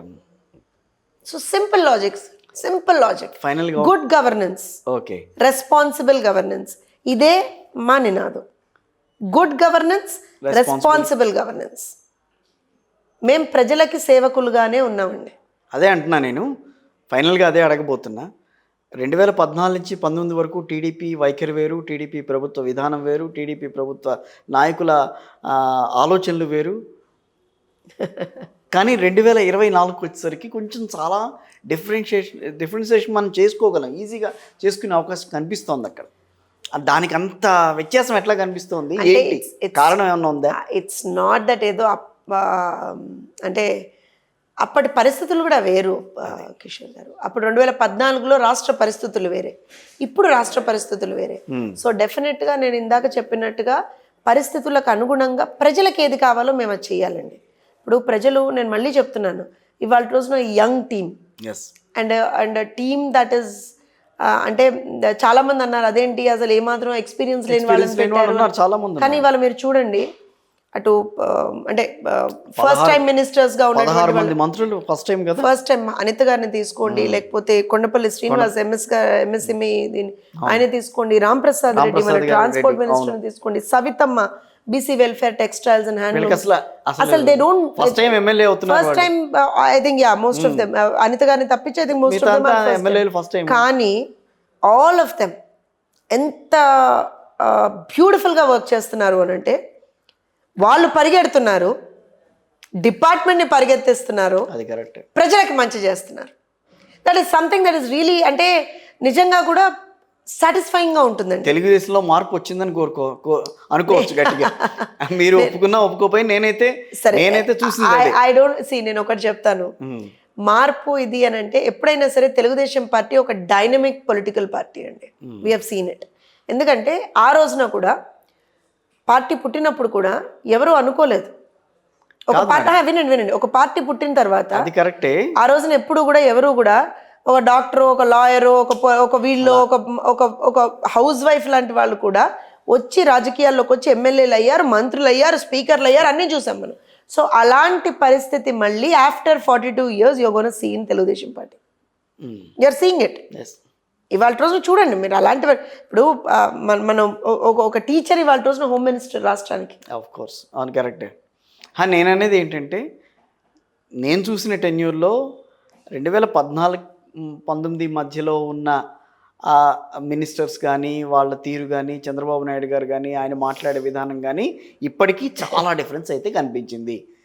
అది అధికారం తీసుకొచ్చిన ఇదే కాదు, ప్రజలు ఇచ్చిన మ్యాండేటా అని ఆలోచించుకోవాలి. సరే, నేను ఒక విషయం చెప్తాను. మార్పు వచ్చింది అని మీరు అంటున్నారు. ఐ హోప్ గుడ్ మార్పే మీరు అనుకుంటున్నారని నేను చెప్తాను. ఇచ్చిన మ్యాండేట్ రెస్పాన్సిబిలిటీ ఎట్లా పెంచుతోంది? భయంకరంగా పెంచుతుందండి. ఇప్పుడు 164 సీట్లు ఆల్మోస్ట్ 135 సీట్స్ మీరంతా ఓన్గా తెలుగుదేశం పార్టీ గెలుచుకుందనంటే అక్కడ రెస్పాన్సిబిలిటీ ఎంత ఇచ్చినట్లు? నేను ఒకటే గతంలో రెస్పాన్సిబిలిటీ 151 ఇస్తే అది ఎంతవరకు చూపించగలిగారు? చూపించలేదనే కదా. అదే చెప్తున్నాను. అది సో వెన్ మేము ప్రతిపక్షంలో ఉన్నప్పుడు వాళ్ళ మీద ఎంత ఏవగింపు అసహ్యం ప్రజలకు కలిగిందనేది కూడా చూసామండి. So I think even as political party we don't want to replicate in any way. First thing, మాకు ఎక్కడ కూడా అలాంటి పేరు వద్దురా బాబు అని అనిపిస్తుందా అనిపించదా? భాష విధానాల్లో మాట్లాడే విధానాల్లో ఎక్కడ రాకూడదు అన్నది తెలుగుదేశం పార్టీ. ఇప్పుడు మీరు నన్ను ఒక విషయం మీద అడిగారు, నేను చాలా సెలెక్టివ్గా మీకు ఆన్సర్ చేస్తున్నాను. విజయసాయి రెడ్డి గారి విషయం మీద అడిగినా కూడా 2 నిమిషాలు పట్టదు కొడాల నాన్నలానో లేకపోతే రోజాలానో మాట్లాడ్డాను. అవును, కానీ అది నా స్టేచర్ కాదు, అది నా పార్టీ స్టాండ్ కూడా కాదు. సో డెఫినెట్గా వీ విల్ రిఫ్రెయిన్. ఇంకో విషయం ఏంటంటే, మీరు ఇవాళ రోజున కూటమి ప్రభుత్వం అనేది ఏదైతే ఉందో కిషోర్ గారు, చంద్రబాబు నాయుడు గారు, పవన్ కళ్యాణ్ గారు, పురంధరేశ్వర్ గారు, మోదీ గారు, ఏమవుతుంది అని అంటే all of them are very very very matured and very very thoughtful about the people. ఇవాళ చూడండి, పవన్ కళ్యాణ్ గారిని ఆయన first time MLA, first time minister, deputy CM, కానీ ఆయన పరిగెత్తిస్తున్నాడు. అండ్ ఆయన ఎంత ఇన్నోవేటివ్గా, అంటే చాలామంది అనొచ్చు మీ పార్టీ ఏం కాదు కదా అనొచ్చు, కానీ బట్ మా అలయన్స్ పార్ట్నర్గా రియల్గా చాలా సందర్భాల్లో నేను కూడా చాలా ప్రౌడ్గా ఫీల్ అవుతానండి. When I look at him as a leader, రియల్గా he's doing such a wonderful job. నిజంగా I should appreciate him for that. ఎందుకనంటే ఫస్ట్ టైం ఎమ్మెల్యే ఏం చేస్తాడులే, 2 చోట్ల ఓడిపోయావని తిట్టిన నోళ్ళు ఇవాళ రోజున పవన్ కళ్యాణ్ చాలా మంచి పని చేస్తున్నాడు అంటున్నారు. నాదెండ్ల మనోహర్ గారు, I have to say this, Nadendla Manohar గారు, మనం ఆయన నిజంగా మంచి ఐ థింక్ స్పీకర్ పొజిషన్స్లో చూసినట్టును. But today when I see ఒక సివిల్ సప్లైస్ కి సంబంధించినటువంటి దీంట్లో పెద్ద ఇష్యూ కదా అది. ఎంత అంటే మనం అనుకుంటాం, ఓకే ఈ డిపార్ట్మెంట్ లో ఏముందిలే, ఈ మినిస్ట్రీలో ఏముందిలే అని అనుకుంటారు చాలా మంది. ఎట్లా బొక్కే అనే విషయం మాత్రం చూపించారు. కానీ రూపాయి లెక్కలు బయటికి తీస్తున్నాడండి ఆయన. అంటే ప్రజలకి చెందాల్సినటువంటి డబ్బుని, ప్రజలకి చెందాల్సినటువంటి వాటిని ఏ రకంగా వైఎస్ఆర్సీపీ అంటే ఒక రకంగా కంప్లీట్ లూట్ అంటాం చూసారా, అది చేసింది, దోపిడీ చేసింది అనేటువంటి విషయాన్ని, అండ్ అధికారులు కూడా ఎంత నిర్లక్ష్యంగా తయారయ్యారు అనేటువంటి విషయాన్ని కూడా చూస్తున్నాం. సో డెఫినెట్గా it's not about the Satyakumar గారిని చూడండి, health minister is doing really, అంటే నిజంగా కూడా ఇవాళ రోజున చాలా చోట్ల డయేరియా, అతిసారా ఇవన్నీ వచ్చినప్పుడు he's just on the field అంతే. సో అంటే it's not about Telugu Desam, it's not about Janasena, it's not about BJP, it's about the responsibility of the government of Andhra Pradesh. ఇప్పుడు ఈచ్ అండ్ ఎవ్రీ. సో ఇప్పుడు నిజంగా కూడా చంద్రబాబు నాయుడు గారు ఒకరు రెస్పాన్సిబిలిటీ తీసుకుంటే సరిపోదు, నడవదు కూడా. ఇప్పుడు మీరు గమనించండి, నిజంగా కూడా గత వారం రోజుల్లో ఆడపిల్లల మీద అఘాయిత్యాలు కంటిన్యూస్గా ఒక 2-3 అయ్యాయి. నిన్న నిజంగా నేను చాలా డిస్టర్బ్ ఎక్కడయ్యానంటే 5 నెలల పసికందండి, 5-6 నెలల పసికంద మీద. అండ్ ఐ వాజ్ లైక్, అసలు సమాజంగా ఎక్కడికి వెళ్తున్నాం మనం? దీనికి ముఖ్య కారణం కూడా సమాజంలో ఇవాళ రోజున విచ్చలవిడిగా ఉన్నటువంటి డ్రగ్స్, ఆల్కహాల్, మద్యం, గంజాయి, వీటన్నిటి వినియోగం చాలా ఎక్కువైంది. నేను మీకు ప్రతిపక్షంలో ఉన్నప్పుడు ఒక ఇంటర్వ్యూలో చెప్పానండి, చంద్రబాబు నాయుడు గారు అన్ని వాపస్ తీసుకొచ్చేస్తారు, కానీ ఏదైతే ఒక గంజాయికి, మత్తుకి బానిసైనటువంటి వ్యక్తి చేసేటువంటి క్రిమినల్ యాక్ట్స్ ఉంటాయో వాటి నుంచి కాపాడడానికి చాలా సమయం పడుతుంది అన్నాను. And today we are seeing it అండి. And really it's painful. ఒక జనరేషన్ని ఏ రకంగా నాశనం చేశాడు జగన్మోహన్ రెడ్డి అంటే, జగన్మోహన్ రెడ్డి చేసినటువంటి తప్పిదాల వల్ల, తప్పిదం కూడా దాన్ని ఇట్స్ లైక్ బ్లండర్. ఈ విషయంలో మాత్రం జగన్మోహన్ రెడ్డి నిజంగా క్షమించరానటువంటి ఒక నేరం చేశాడండి. క్షమకి అర్హుడు కాడు. ఆ రోజు నుంచి చెప్తున్నాం మేము, రాష్ట్రాన్ని నువ్వు గంజాయికి బానిసలుగా చేస్తున్నావు, రాష్ట్రంలో ఉన్నటువంటి యువతని మద్యానికి బానిసలుగా చేస్తున్నావు, మద్యం ఏరులై పారుతోంది, గంజాయి విచ్చలవిడిగా దొరుకుతోంది, జనరేషన్ని పాడు చేస్తున్నావు. వాటికి బానిసైనటువంటి వ్యక్తిని మళ్ళీ మనం జనజీవన స్రవంతిలోకి తీసుకురావాలంటే ఇట్ ఈస్ టైం టేకింగ్ అండి. కానీ వాళ్ళు చేసేటువంటి క్రిమినల్ యాక్ట్స్కి యావత్ ప్రజలు అక్కడ బాధపడాల్సినటువంటి పరిస్థితి ఏర్పడుతుంది తెలుసా. ఇవాళ రాష్ట్రంలో అది చూస్తున్నాం. వీళ్ళ దిక్కుమాలిన ఆలోచన వల్ల 5 ఏళ్ళు వీళ్ళు పరిపాలించినటువంటి ఒక దిక్కుమాలిన ప్రభుత్వం వల్ల ఇవాళ రోజున ఇవన్నీ చూస్తున్నాం. కానీ yet we won't pass the blame on them. నేను అది కూడా చేయట్లేదు. నేను ఒకటే చెప్తున్నాను, మా ప్రభుత్వం మీద వాళ్ళ రోజున చాలా నమ్మకం ప్రజలకు ఉంది. ఖచ్చితంగా మేము ఎక్కడికక్కడ ఈ గంజాయికి సంబంధించి వీటికి సంబంధించి ఇమీడియట్గా ఆ యాక్ట్స్ ఏదైతే రెమిడియల్ మెజర్స్ అన్ని తీసుకునే ప్రయత్నం చేస్తా ఉన్నాం. దానికి సంబంధించి ఒక టాస్క్ ఫోర్స్ లాంటివి చేస్తున్నాం. మొన్నే ఒక high level committee sub committee కూడా క్యాబినెట్ సబ్ కమిటీ కూడా వేసాం. So it's just gonna go on board, అందులో డౌట్ లేదు. కానీ ప్రజలని కూడా ఒక్కొక్కసారి ఆలోచించమని చెప్తున్నా. రైట్. సమాజంగా మనందరి మీద కూడా ఒక బాధ్యత ఉంది. సమాజంలో ఎవరైనా సరే ఇలాంటి యాక్ట్స్కి పాల్పడినా, ఇలాంటి క్రిమినల్ చర్యలు చేస్తున్నా, లేదా గంజాయికో మత్తుకో బానిసైపోయారు అని చెప్పి మీరు ఐడెంటిఫై చేస్తే దయచేసి రీహాబిలిటేషన్ సెంటర్స్లోకి తీసుకెళ్ళండి. మీ సహాయ సహకారాలు కూడా కావాలి. రాష్ట్రాన్ని కాపాడుకోవాలి. ప్రభుత్వంగా మేము పనిచేస్తాం, అధికార పార్టీగా మేము పనిచేస్తాం. కానీ ప్రజలుగా మీ సహాయ సహకారాలు కూడా మాకు కావాలి. అందరం కలిసి ఆంధ్రప్రదేశ్ని మళ్ళీ ఒక మంచి స్టేట్గా మళ్ళీ తీసుకుందాం. Thank you very much madam.